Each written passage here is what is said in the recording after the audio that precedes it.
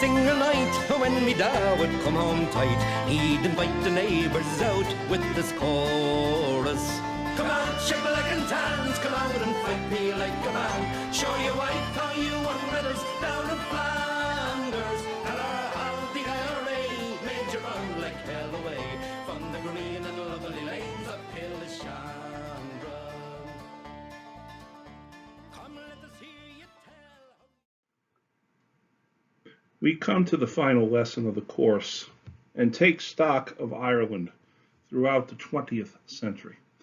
It was a century that began with rebellion and revolution, a century in which death and terror held high carnival as the Irish fought British and fought fellow Irish, a century in which violence at times seemed to be its own goal.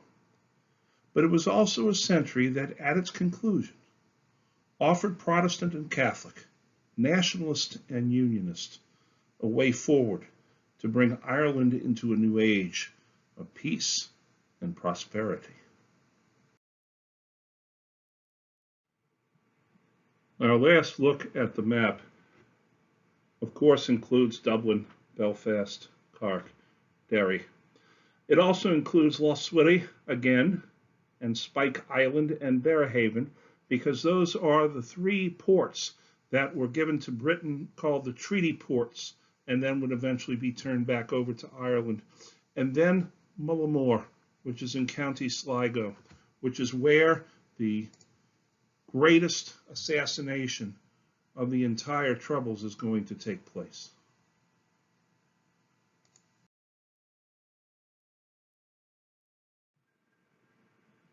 So now we look at 20th century Ireland.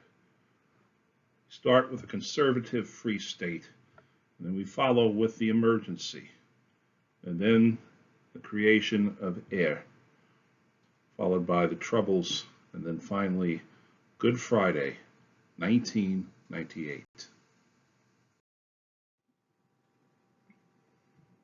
Those leaders of the government who survived the Easter Rising and the Civil War enjoyed a spectacular longevity and lived well into their 70s, 80s, and 90s. De Valera himself left office in 1973 at the age of 90. Now, polarized attitudes during the Civil War prohibited any major radical or social changes in Ireland. And so conservatism, which is often a post-revolutionary phenomenon, remember that there was a conservative pushback after the American Revolutionary War that resulted in the Constitution. There was, of course, after Napoleon's great radical move throughout Europe, there was the return to conservatism with the Congress of Vienna and Metternich. Ireland is no different. The Free State now begins to pass repressive social legislation. Things like censorship of films, of publications, divorce was prohibited. Special status was given to the Roman Catholic Church. Ireland is not made into a theocracy. Please understand that. There's no bishops serving as ayatollahs and vetoes. But the church did have a great deal of influence upon Ireland. And there were plenty who said that this is not a good idea, especially William Butler Yeats, who went to the Irish government as a senator, the Synod, and said that this is going to alienate the North in such a way that we will never be able to unify. But De Valera said that we have to create this enlightened Republican style of state that gives the Roman Catholic Church its preeminence there. Now, De Valera himself begins to turn from revolution to pragmatism. What he does is he forms a new political party. He actually asks Sinn Féin to expel him so that Sinn Féin can maintain its ideological purity. And he creates a party that's called Soldiers of Destiny, or Fianna Fáil. What were the goals of Fianna Fáil? To secure the independence of Ireland as a republic. Remember that the Irish Free State is a parliamentary English style of government still under the dominion of England. They did not want a king. They wanted a republic. What was especially important to De Valera and others is that they not take the oath of loyalty to the king. And this was a major sticking point for De Valera and his Fianna Fáil party. In addition to the political and ideological squabbles that went on regarding the taking of the oath and the position of Ireland within the Commonwealth as a dominion, the Free State endured dire economic and social issues. Now, emigration had always been the safety valve for Ireland. And again, immigration rose as Irish left home to go and find work elsewhere, whether it be in Britain or Europe or the United States. 43.6% of all Irish born lived abroad by 1925. In addition, Ireland, among the nations of Europe, had the highest rate of infant mortality, 25.6 per 1,000 births, which is incredibly high. When the North broke away from the South during the partition as a result of the Anglo-Irish Treaty, it took with it all the tremendous industry that existed in places like Belfast and Derry. This left a lack of industry in the South, and so Irish industry had to essentially start from the ground up in places like Dublin and Cork and so forth. And the war had destroyed the infrastructure of the country. Roads were in need of repair, bridges were out. Electricity was non-existent for about 75% of the population, especially in the countryside. A lack of running water and sanitation was in very bad shape at this time.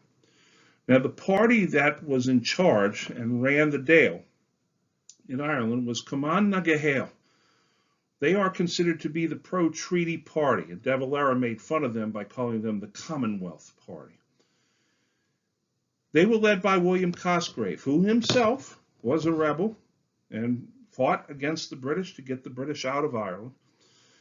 The Cumann na Gael government practiced economic austerity. That is, they concentrated on a balanced budget, which was politically disastrous and socially ruinous. Ireland was not in a position to really try austere measures. They needed to spend money. They needed to get loans and so forth, but they weren't willing to do that. This is one of the reasons why the IRA went on a campaign of violence, because they felt that this was hurting the Irish people. Now, Cumann na Gael also put together the Irish National Police Force, called the Garda Síochána. Now, for those of you that are interested in anything about the Garda Síochána, there is a Netflix series called Jack Taylor that stars Ian Glenn, who is a Galway-born Irishman who also played Ser Jorah Mormont in Game of Thrones. The government also put together boards of health and poor relief. They eliminated the workhouse. And essentially what they did is they took the onus of being poor off the shoulders of the poor. They no longer said that this was a character flaw, which is often a problem we still see today. The government also made steps to start producing electricity in something of a sort of a Tennessee Valley Authority style of program. The Shannon scheme was to place hydroelectric dams along the Shannon to provide electricity, especially to the rural areas of Ireland. On the whole, the Irish Free State, though, surrendered the idealism of the rebellion and the Civil War for administration. Now, this caused Fianna Fáil, that is De Valera's party, to win seats. But again, they would not take the oath, and Cumann na Gael lost seats. Now, Kevin O'Higgins, who was the deputy leader of Cumann na Gael, was assassinated on July the 10th, 1927, by 3 IRA men acting on their own initiative. O'Higgins was blamed for the executions that took place during the Civil War. As a result of this, the Irish Free State banned the Irish Republican Army. This is not to say that Cumann na Gael was a failure in running the Free State. Far from it. It got some very good things done. It started a boundary commission, a unionist, nationalist, and a South African judge to create a Council of Ireland, fix the north-south border. It broke down, unfortunately, and De Valera and Fianna Fáil pounced on that politically. The IRA became believers in violence as a means to political concessions. Now, De Valera and Fianna Fáil finally take the oath of loyalty to the king on August 11th, 1927. De Valera said, I signed the book. I signed the oath, but I did not say the oath, which is a distinction without a difference, but it allowed De Valera to still cast himself as against the oath.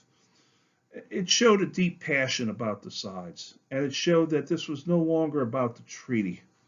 What it did, though, is it put Fianna Fáil in the government. And in the election of 1932, Fianna Fáil won a majority from Cumann na Gael. Now, many of the Fianna Fáil politicians who, if you remember, they were the losing side in the Irish Civil War. Many felt that this transfer of power would be, well, similar to what you may have seen on January the 6th. And so many of these Fianna Fáil politicians took the oath of office with pistols in their pockets, thinking that they were going to be attacked. In a show of maturity for the Irish Republic, the Irish Free State, excuse me, it was a peaceful transfer of power. And De Valera became president of the Executive Council on March the 9th, 1932. And the first act he did was to remove the oath from Irish politicians. At the same time, the IRA begins to turn more to the left and become more violent when they see that De Valera refuses to do more. Now, the Irish Free State had numerous cultural policies. They made Irish language compulsory. Few, though, would ever actually speak it. There was a national Gaelic festival in sport, even though De Valera himself preferred rugby over Irish football. The Irish Free State joined the League of Nations at this time. And because of the Statute of Westminster, it was able to conduct its own foreign policy. One of the foolish things that De Valera undertook was the economic war with Britain, the Anglo-Irish trade war.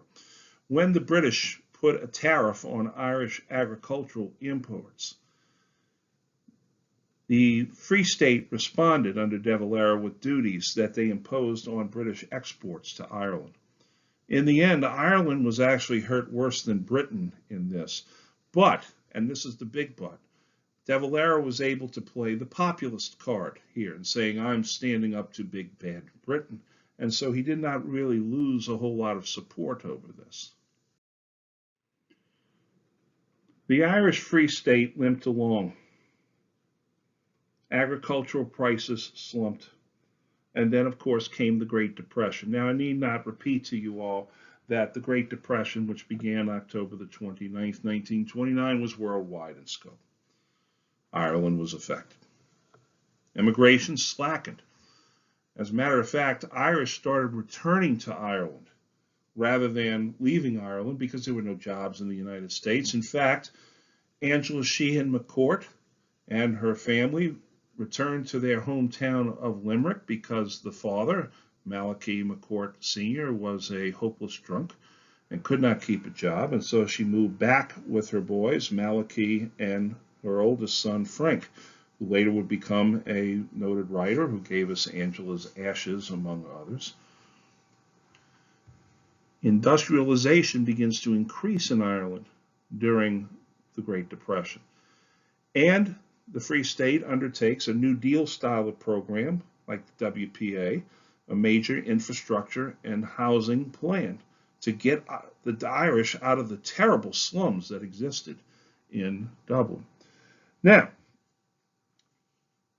another group begins to rise up, led by Eowyn O'Duffy, called the Army Comrades Association, and they were noted for their blue shirts and their brown pants and their high boots and their straight arm salute, very fascist looking. They call themselves the Blue Shirts, and they begin fighting the IRA. As a result of this, both groups lose public support, and eventually the Blue Shirts are banned by De Valera as well as the IRA. So the Blue Shirts put aside their uniforms and put aside their fascist-looking stuff, and they join with Cumann na Gael, and they form a new political party called Fine Gael, which means Tribe of the Irish.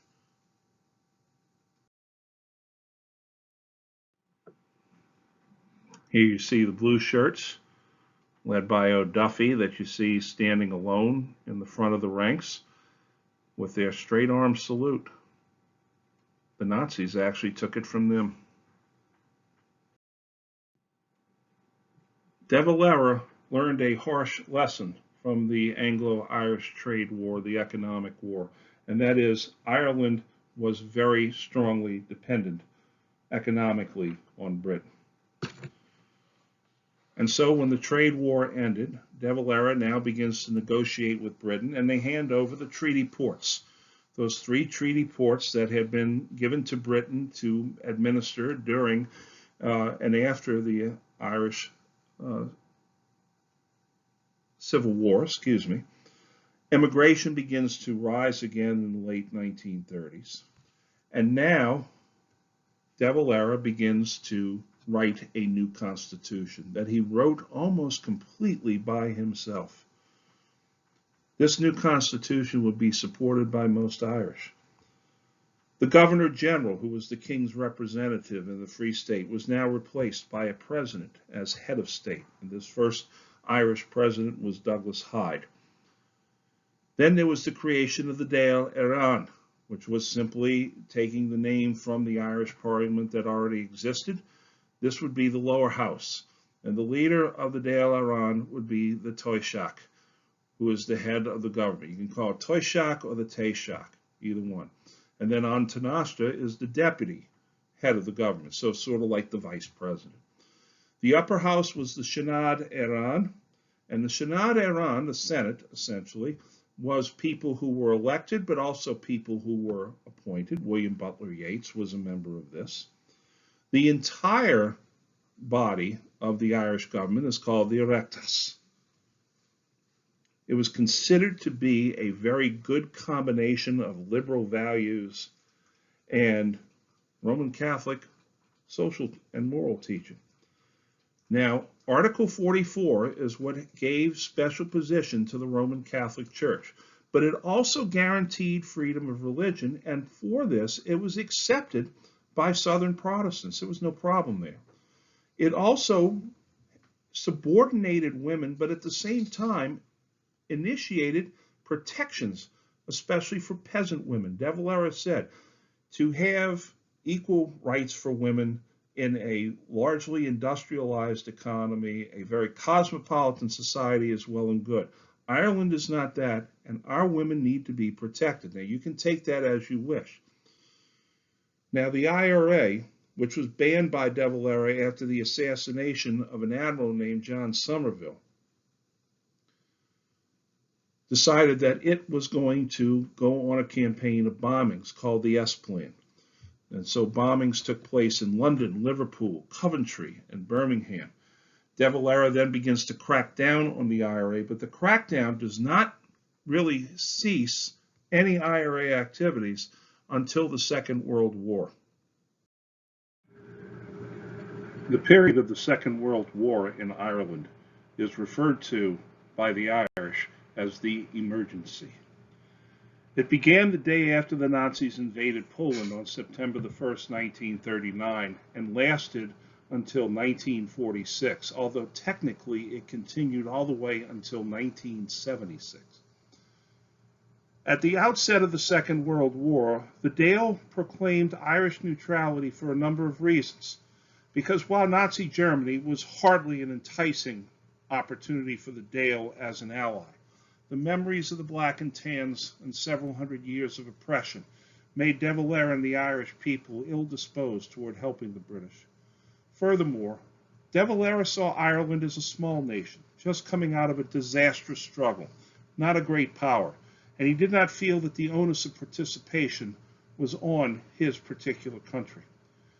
Now, during the emergency, sweeping powers were given to the government.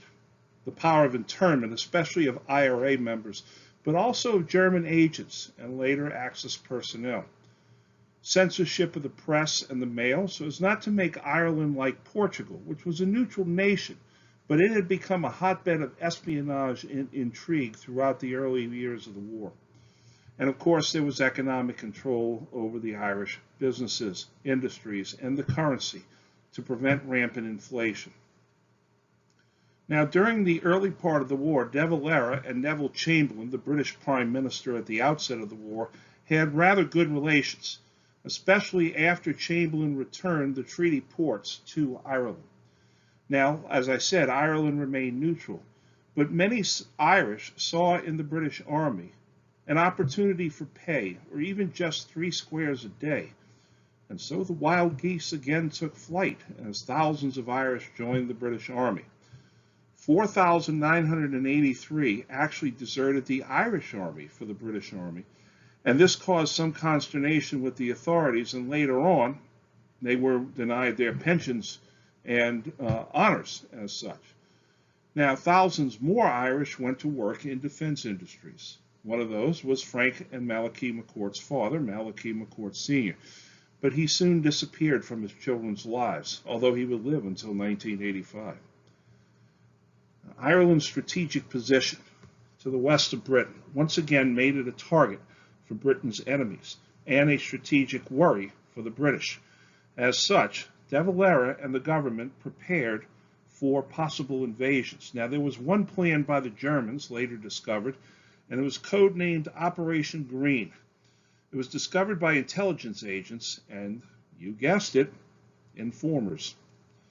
Now, Churchill, who succeeded Chamberlain as Prime Minister, was given several plans for a British invasion. He resisted that suggestion from many of his generals.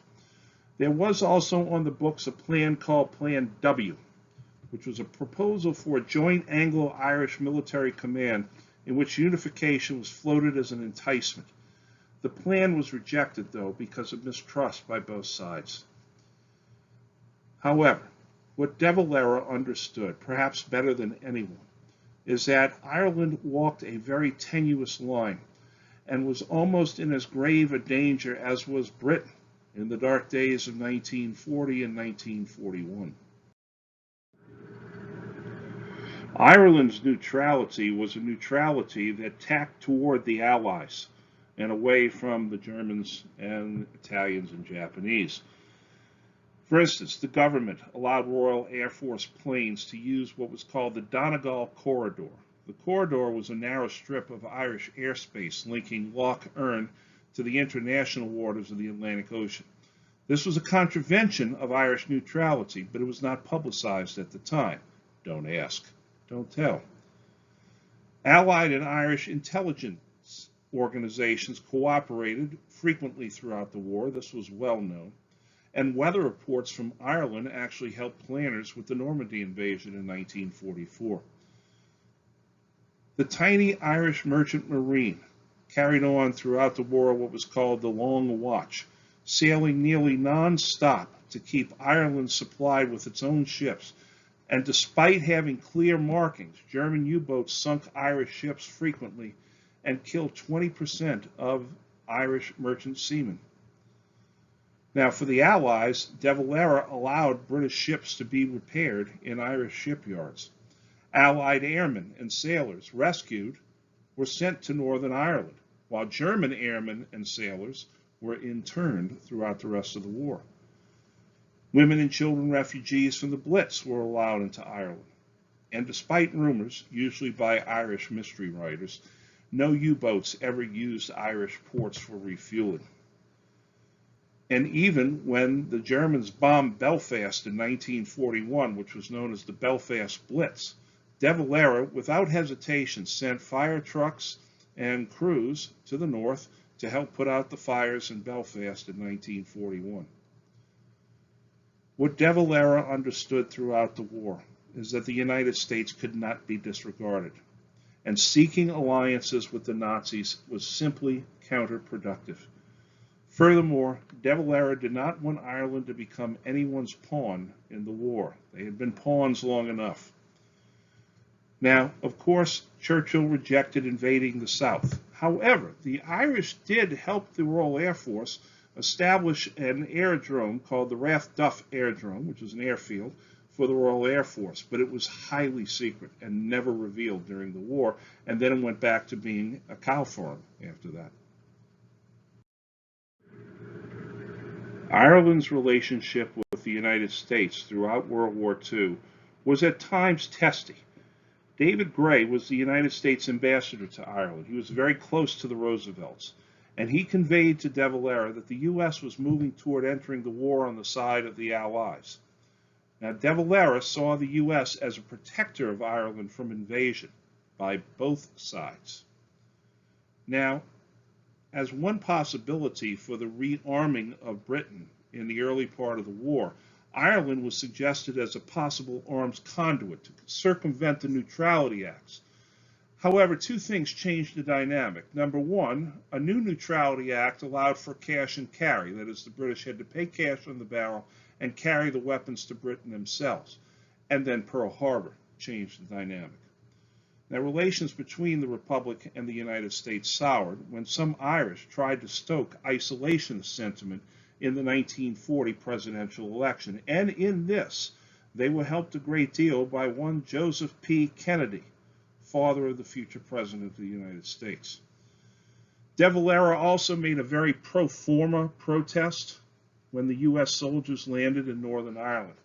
But perhaps the biggest fiasco for Ireland came at the end of the war when De Valera traveled over to the German embassy to sign the Book of Condolences at the death of Adolf Hitler. Both the U.S. and Britain launched a strong rebuke, but De Valera simply called it a matter of protocol whenever a head of state died.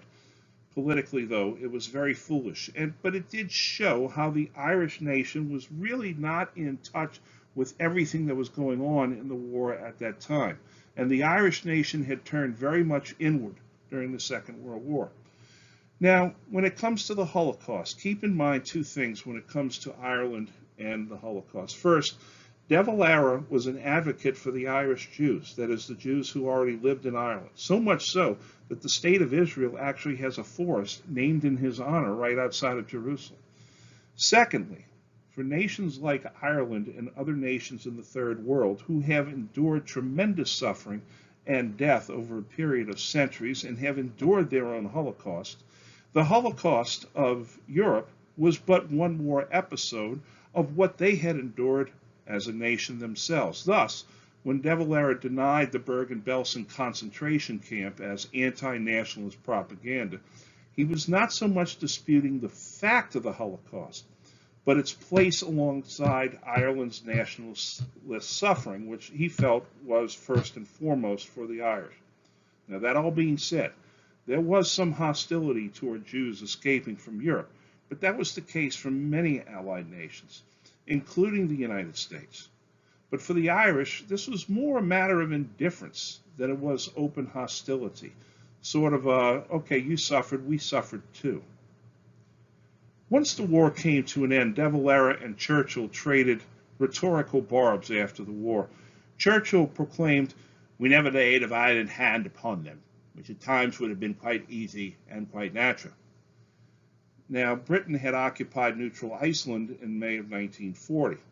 In a response a few days later, De Valera acknowledged that Churchill did not add another horrid chapter to the already blood-stained record of British-Irish relations. So in other words, he was saying, don't ask for credit for something you should be doing already.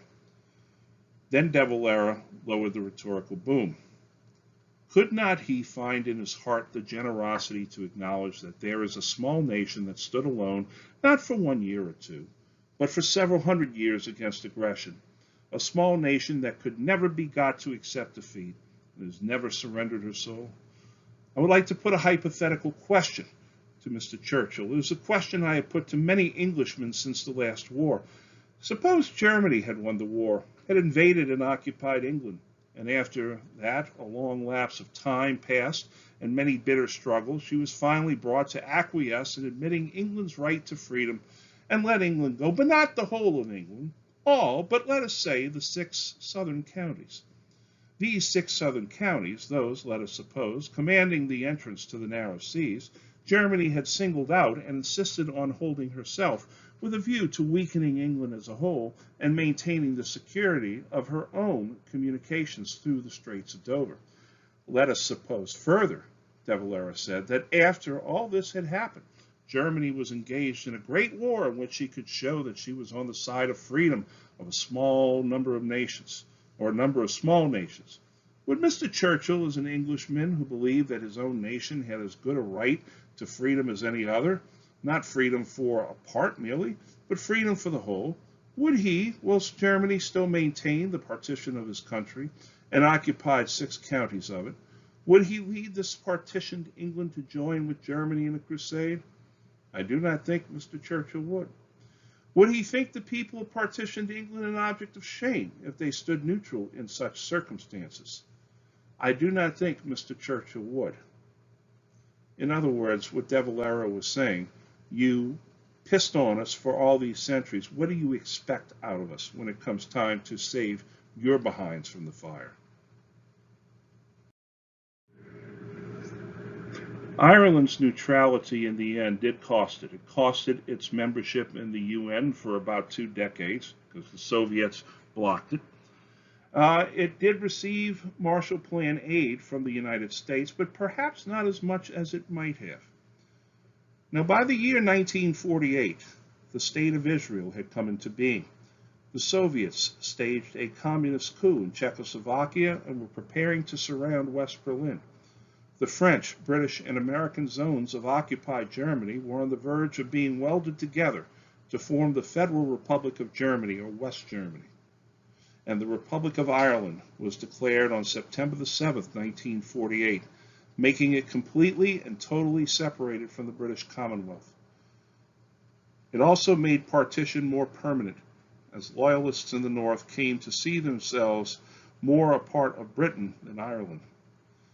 A Fine Gael Cumann Gaedhel Labour Party coalition came to power in 1948 and began to bring Ireland forward yet again.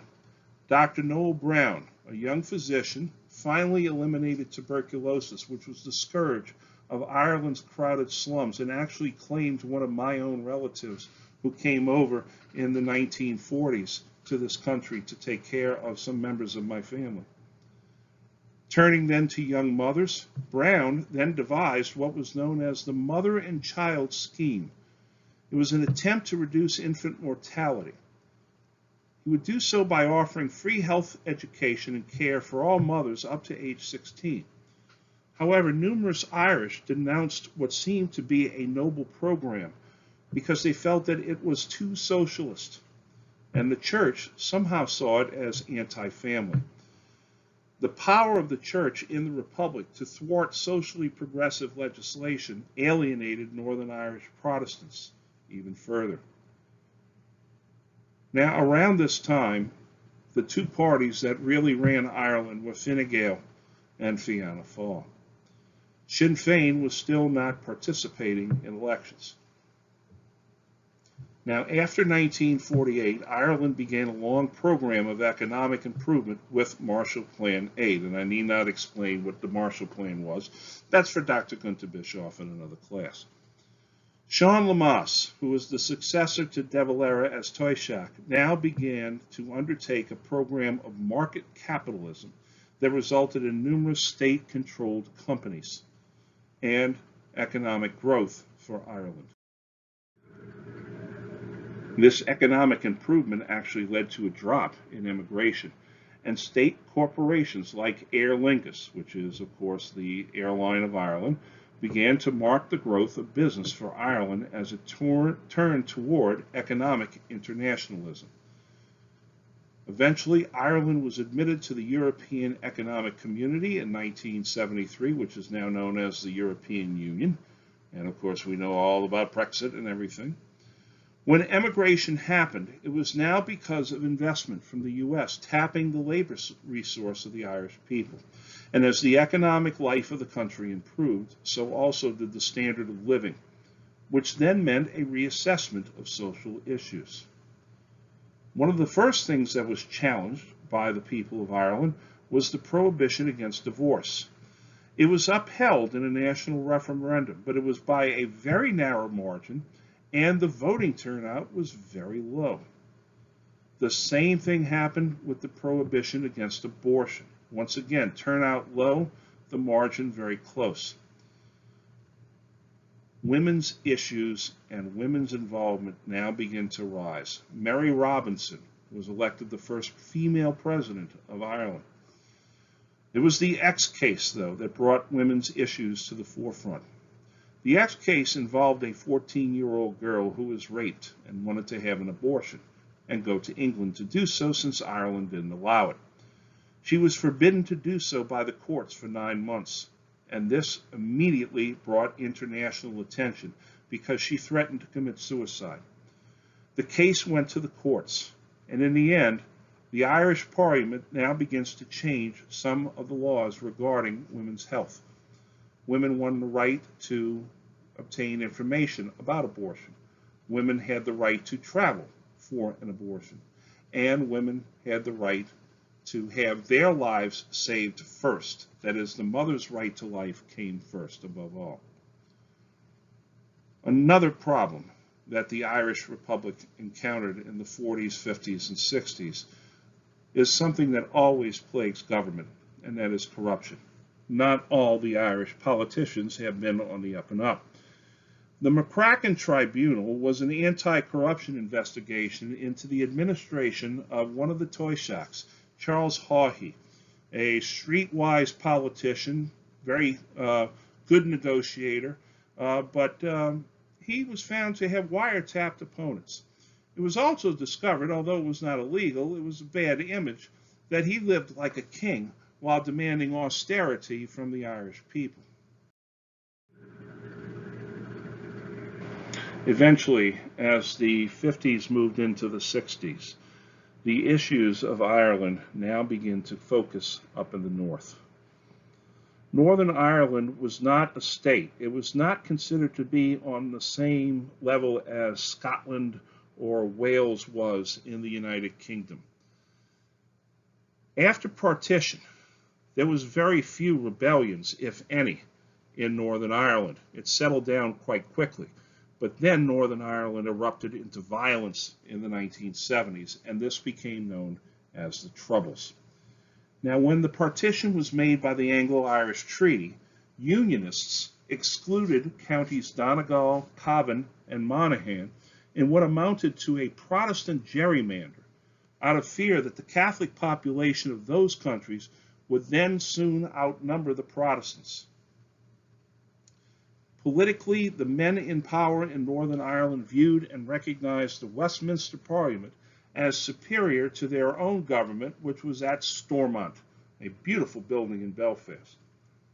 They had an almost pathological fear of Catholic power, and so Stormont empowered its own police force, called the Royal Ulster Constabulary, the RUC, a force made up of extremely anti-Catholic policemen filled with veterans who fought against the IRA, some of whom had been former black and tans.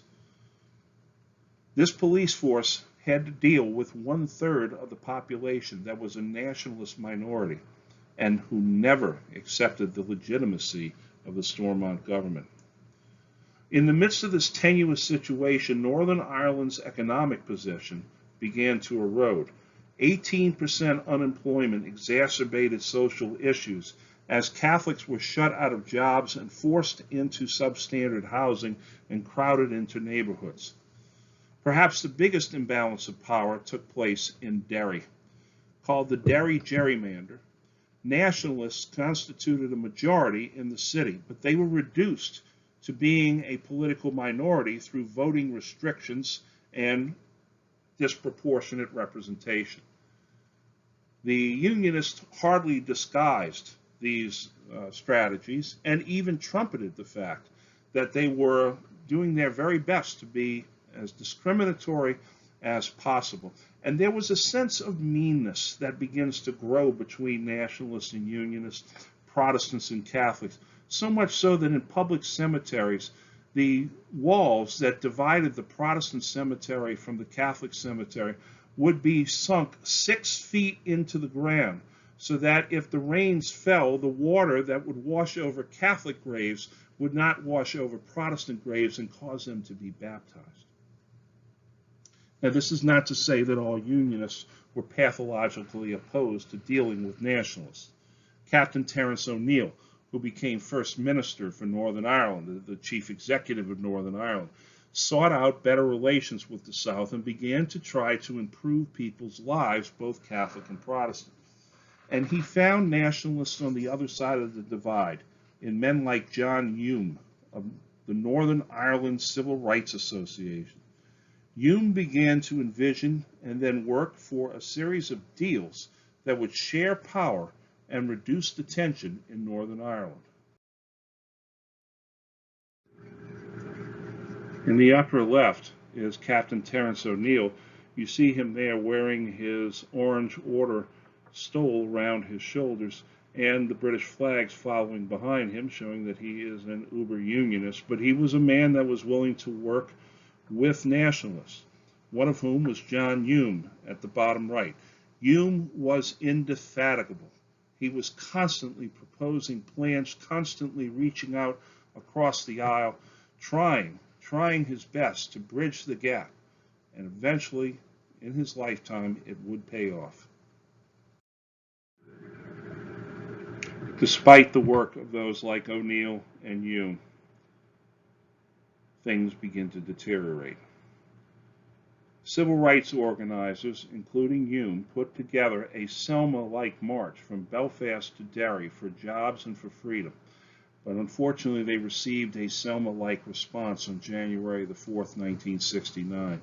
The marchers were attacked by a Protestant mob, some of whom had baseball bats with nails protruding from them, and the Royal Ulster Constabulary stood aside and did nothing. In response to this, many in Derry now established what was called Free Derry, and in many ways recalled the famous siege of 1689.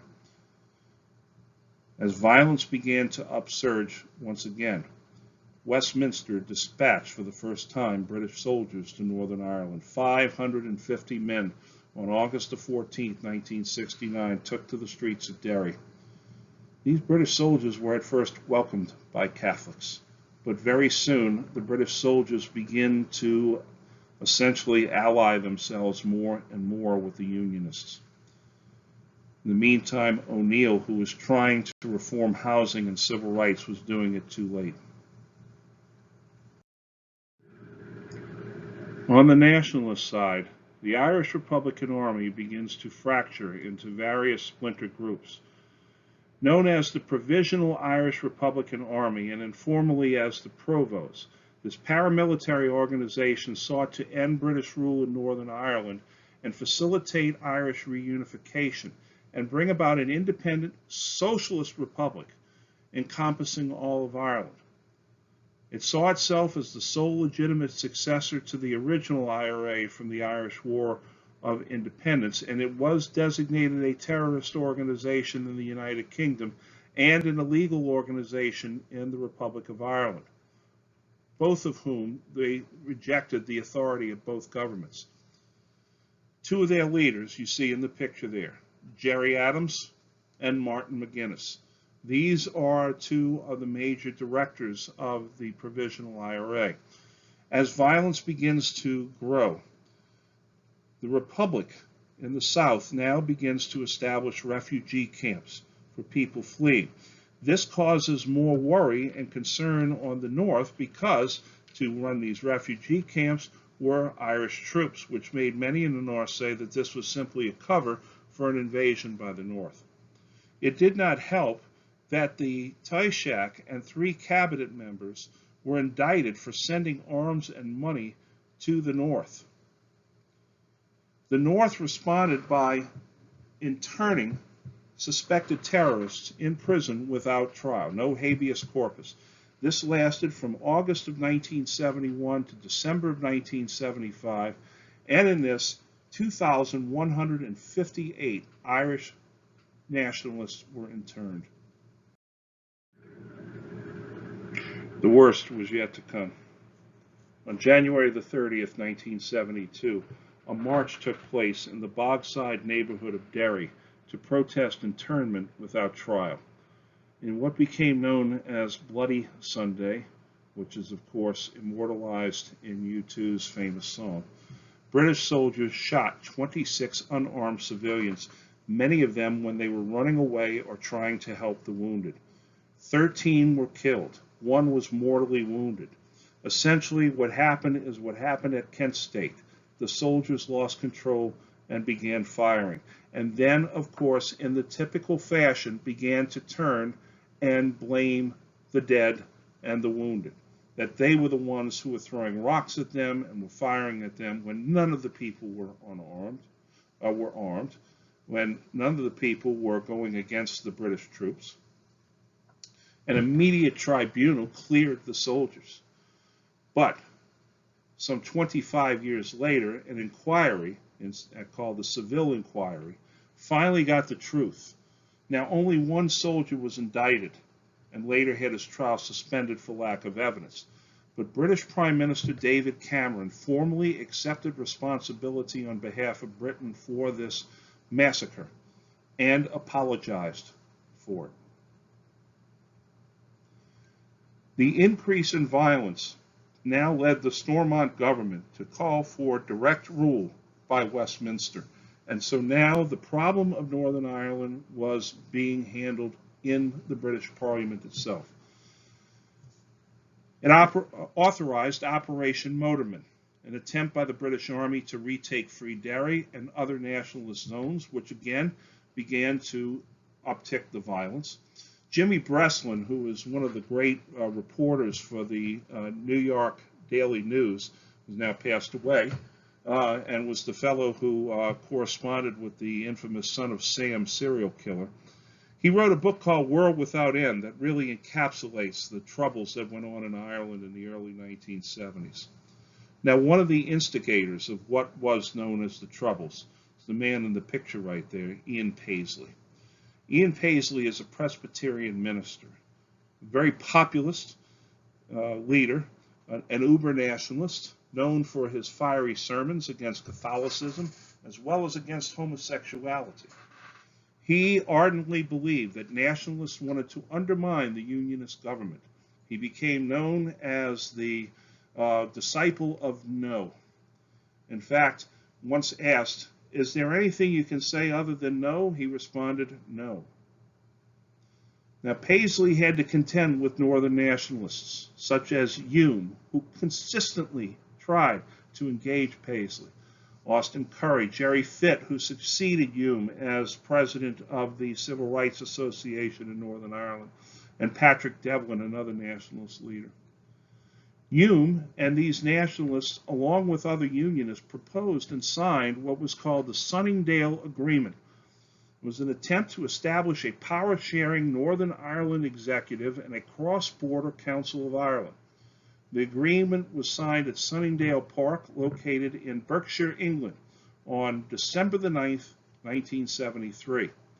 However, Unionist opposition led by Paisley, violence, and then a general strike caused the collapse of the agreement in May of 1974. Hume would not give up, though, and continued to lobby as well as he could for bipartisan cooperation. In the upper left, a Catholic priest named Edward Daly waves a blood-stained white handkerchief while trying to escort a mortally wounded woman named Jackie Duddy to safety. In the lower left, that's the Bogside neighborhood of Derry, where the shooting took place. In the upper right is the Guildhall, where the inquiry into the events took place in 1998. In the lower right is the monument to the 14 people who were killed. The violence even made it to the floor of Parliament in Westminster. Parliament had allowed members of Parliament in Northern Ireland who were present at the massacre to essentially get up and speak about what they had seen. They allowed the Unionist members of Parliament to speak, and then suddenly ceased all debate when it was the Nationalists' turn.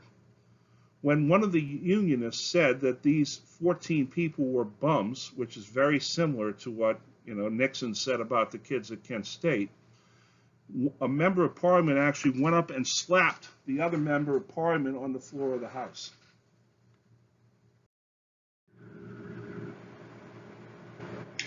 The man in the picture to your right is Louis Mountbatten, nicknamed Dickie. He was the youngest child of Prince Louis of Battenberg, who served as First Sea Lord in England at the turn of the century. He then married a granddaughter of Queen Victoria, and then anglicized his name to Mountbatten at the outbreak of the First World War. He was the uncle of Queen Elizabeth's husband, Prince Philip, who, by the way, just recently died, and served as a mentor to Philip, and then later to Philip's son, Prince Charles, the future King of England. Well, we don't know. Those of you who watched The Crown know that he was played by Charles Dance, who's a very, very good English actor. Now, Mountbatten commanded British forces in India during the Second World War and was the one who peacefully turned over power to both India and Pakistan when they achieved independence in 1947. He was well known for his harsh tactics toward British colonials, both before and after the war, and he was targeted by the IRA on several occasions. And the last occasion was when he went lobster potting, which is essentially lobster fishing, near his castle in Mullaghmore in County Sligo. On August the 27th, 1979, a bomb that had been attached to the bottom of his boat blew up. It tore off Mountbatten's legs, throwing him into the water. He was pulled out of the water and died soon afterwards. Two of his grandchildren, ages 14 and 15, were also killed, and several members of his family and several friends were either wounded or mortally wounded. That same day, the IRA ambushed and killed 18 British soldiers. Gerry Adams, in responding to what happened to Mountbatten, said, "He got essentially a taste of his own medicine and has remained unrepentant even to this day." He says, "I'm not a revisionist. I'm not going to go back and apologize. This was a wartime situation and I did it." What was significant about the Great Assassination is that they had attacked somebody who was a de facto member of the royal family. And if they could attack somebody as high and as important as Mountbatten, that meant that they could attack someone else as well. And that meant they could have gone after the Queen if they wanted to.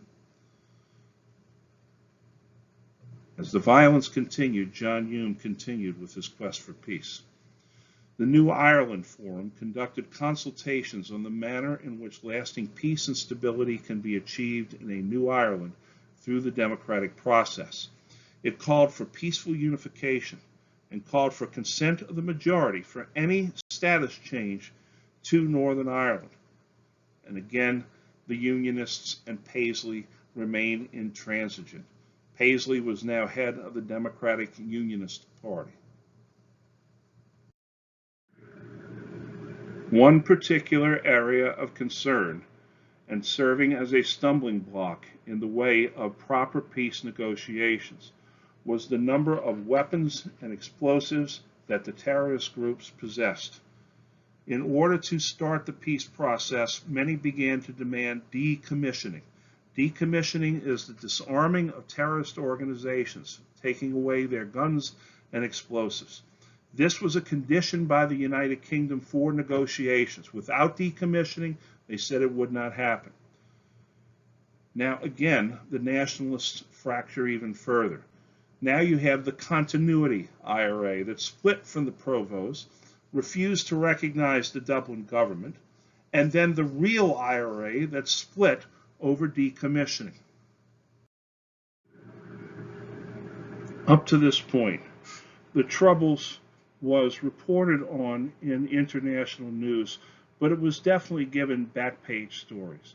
It was not front and center in the minds of people around the world, including in the United States. That is going to change in the 1980s. IRA prisoners who had been put into prison at the Mays prison were denied special category status. That is, they were denied status as prisoners of war and were expected to wear prison garb, striped prison garb. They protested against this by refusing to wear it and fashioning themselves clothes out of their blankets, which was called blanket protest. As a continued act of defiance, now several members of the IRA in the Mays prison in Belfast now reach down deep into Irish history for another form of protest. They decided to go on a hunger strike. Led by Bobby Sands, 10 of these men began a hunger strike on March the 1st, 1981. As he continued with the hunger strike, which was being condemned by the Republic, it was being condemned by Britain, it was certainly being condemned by Northern Ireland, and even the church was condemning it. But the men continued on with their hunger strike. Sands was elected a member of parliament from prison, and this got international attention for what was going on, as if suddenly, somehow, now a man who is on hunger strike in prison is elected to parliament. Bobby Sands died of starvation on May the 1st, 1981, and riots broke out throughout the North in response to this. Margaret Thatcher, who was the prime minister at the time, made numerous callous statements about the hunger strikers, calling them the real terrorists and the real perpetrators here. And while these men were certainly terrorists, the callousness of her statements really brought opprobrium on the UK, especially from the Irish American community in the United States. It is only briefly touched upon in the Margaret Thatcher movie with Meryl Streep, which I find to be absolutely shameful. The last hunger striker died on August the 20th, 1981. The average length of the hunger strike was about 60 days. Bobby Sands went 66 days. These are the 10 men, whether you agree with their methods or not, brought international attention upon the troubles in Northern Ireland. From left to right, Francis Hughes, Kevin Lynch, center top is Bobby Sands, Raymond McCreesh, and Patsy O'Hara. Bottom left to right, Kieran Doherty, Martin Herson, Thomas McElwee, Michael Devine, and Joe McDonnell. They were called the real murderers by Thatcher and or pawns in the IRA game, but their acts galvanized public opinion against the Unionists and the British in the North. Murals are the chief form of monuments in the North, and this is a mural monument to Bobby Sands that is in Belfast. The hunger strikers had succeeded in drawing international attention to the Troubles and led to the Anglo-Irish Agreement of November the 15th, 1985. Signed by British Prime Minister Margaret Thatcher and Taoiseach Garret Fitzgerald at Hillsborough Castle, it involved a show of faith by both governments. The Republic would acknowledge that Northern Ireland was officially part of the United Kingdom. The United Kingdom, for its part, allowed Sinn Féin to re-enter politics in the North. Thatcher, though, had proven very difficult and callous in negotiations. But the succession of John Major as British Prime Minister marked a new path forward as he began to work with John Hume and Gerry Adams on a peace plan. When Sinn Féin was allowed into the negotiations on the condition that the IRA ended the violence, Adams and McGuinness decided it was time to put aside the gun. But the stumbling blocks remained as the terrorists refused to end terror, and nationalists insisted on full participation, and Unionists still wanted full integration into the United Kingdom. What changed the dynamic was the decision of the United States to insert itself into the peace process. U.S. President Bill Clinton, prompted by the strong Irish-American lobby in the United States, and former Senator from Maine George Mitchell, began to push the United Kingdom toward relaxing conditions on the IRA and the Nationalists. It also must be noted that Thatcher's conservatives spent more than $300 million to help George H.W. Bush try and get reelected to a second term. And this drove Clinton also to support the peace process because Clinton was, first and foremost, a master politician. Now, John Hume, who had been tireless and undaunted despite numerous rebuffs and failures, now proposed peace talks that began in 1993 with David Trimble, First Minister for Northern Ireland. Hume and Trimble immediately began a very good relationship and set as their goal the isolation of the terrorists and get them to renounce violence to bring them to the table. What followed was the Downing Street Declaration between John Major and now Taoiseach Albert Reynolds. The IRA suspended operations, and loyalist paramilitaries followed suit in October. Decommissioning now began by all sides, although the Nationalists were more willing and cooperative at first. Border checkpoints and guard towers, symbols of tyranny and occupation, were now being taken down, and the Republic officially renounced its sovereignty over Northern Ireland. So that one part of the peace process would not interfere or hinder the other. The process was divided into two tracks, with track one including all party talks, and track two involving decommissioning. An international commission headed by George Mitchell ensured that all preconditions were met for negotiations. When the IRA resumed bombings, Clinton and Mitchell shut out Adams and Sinn Féin. Adams and McGuinness then called the IRA into convention and called for a ceasefire in 1997. Several members of the IRA voted to continue the terrorism, but when the vote was taken, Adams and McGuinness had survived. Clinton had essentially told the two revolutionaries to embrace the risks for peace. And once again, Adams and McGuinness decided it was time to put aside the weapon, even at risk to their own personal safety. The result of this was that the new British Prime Minister, Tony Blair of the Labour Party, now invited Gerry Adams and Martin McGuinness to number 10 Downing Street, which was a watershed moment in the peace process. On April the 10th, 1998, the feast of Good Friday, the final agreement was signed and came to be known as the Good Friday Agreement. It involved numerous points: a 2-year IRA decommissioning process that would also be matched by decommissioning by the Orange paramilitaries, that is, the Unionist paramilitaries. The 1920 Government of Ireland Act, which included sovereignty over the North, was now repealed by the Irish Republic. A new 108-seat assembly, elected by proportional representation, now took its seats in Stormont. A 12-member executive committee was established. Democratic and peaceful means would be used to solve all issues from thenceforward. There would be a majority consent for any status change to Northern Ireland. There would be a North-South Council, that is, the Republic and the Northern Irish government would come together to discuss issues, and there would also be essentially an East-West Council, that is, a British-Irish intergovernmental conference to discuss issues between the island and Britain. The Republic again renounced its claim of sovereignty over the North, and all prisoners, upon renunciation of terror, would be freed over a 3-year period.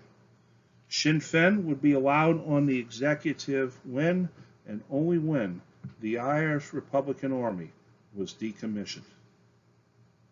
Ireland now had a plan for peace. And what's very important about this is that it recognized some stark realities. Stark reality number one is that Protestants in the North outnumbered Catholics. However, That would not always be the case. The Catholic birth rate was outstripping the Protestant birth rate. And so the Good Friday Agreement now puts into place a provision so that when those people come of age and vote, and if the vote is now in favor of the Catholic side, then there will be another vote taken on the status of Northern Ireland.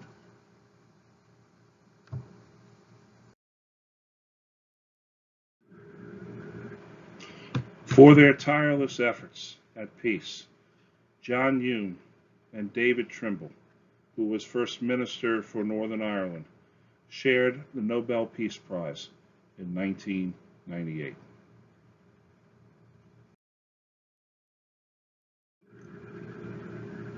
Ian Paisley, on the right, became First Minister of Northern Ireland after David Trimble, and his Deputy First Minister was Martin McGuinness.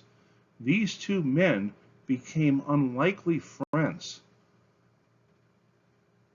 Now, Paisley strongly opposed the peace process, but Paisley was very pragmatic.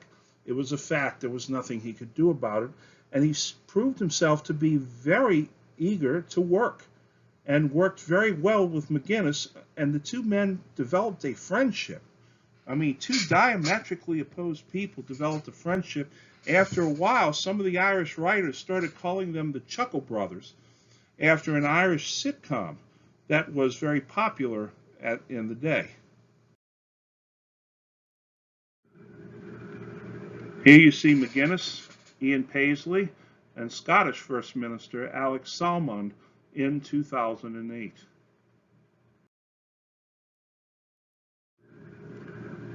This is First Minister Peter Robinson on the left, U.S. Secretary of State Hillary Rodham Clinton in the center, and Martin McGuinness visiting at the White House. As Peter Robinson looks on and Prince Philip stands in the background, Martin McGuinness shakes the hand of Elizabeth II. It is still one of the most ironic photo ops, as McGuinness was likely the man who ordered the assassination of Lord Mountbatten.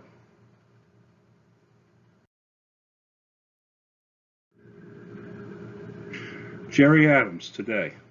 Yesterday's terrorist has become today's statesman, but Adams still continues to find it difficult to shake his terrorist early years. Nonetheless, he has become an advocate for peace, has made many trips to various countries, was finally allowed into the United States prior to the peace process, has visited Tulane University and other places in New Orleans as well.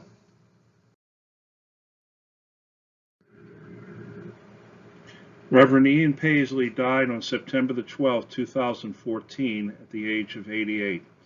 Working with McGuinness in the Northern Irish government as First Minister, and his later years softened his stance on Roman Catholicism and on other issues, but his strident tone and his hateful tone still leaves many with very ill feelings toward him.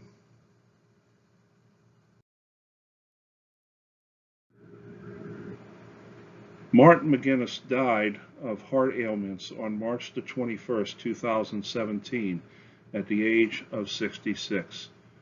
You see Gerry Adams with his head against the green of the Irish flag that drapes over McGuinness's coffin. That is the Irish way of carrying a coffin.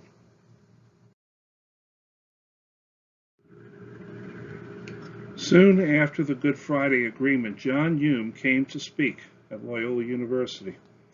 He held the Tip O'Neill Chair in Peace Studies at the University of Ulster, which is currently funded by the Ireland Funds, a global fundraising network for people of Irish ancestry and Friends of Ireland, dedicated to raising funds to support programs of peace and reconciliation, arts and culture, education, and community development throughout the island of Ireland.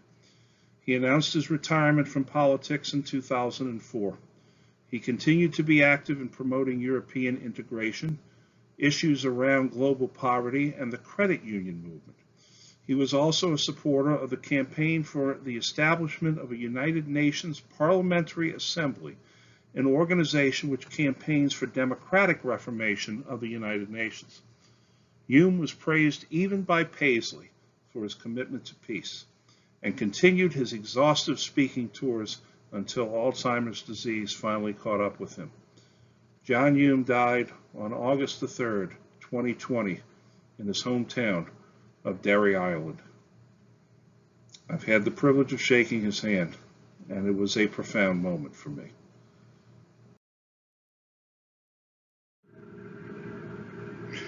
And so we have finally come to the end of this course in the history of Ireland.